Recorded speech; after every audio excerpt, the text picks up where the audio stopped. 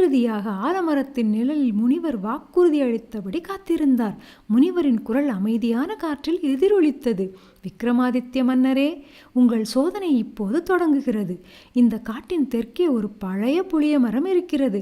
அதன் கிளையிலிருந்து ஒரு சடலம் தலைகீழாக தொங்குகிறது.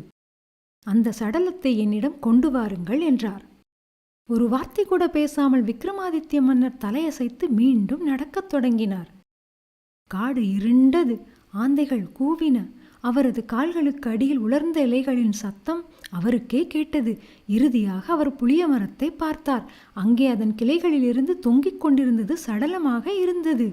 மன்னர் மேலே ஏறி கயிற்றை வெட்டினார். உடல் ஒரு துடிப்புடன் தரையில் விழுந்தது. திடீரென்று மன்னர் கொஞ்ச நேரம் உறைந்து போனார்.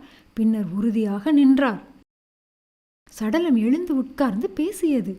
நான் வேதாளம், இந்த உடலுக்குள் வாழும் ஆவி. சொல்லுங்கள் ராஜா விக்ரமாதித்யன்.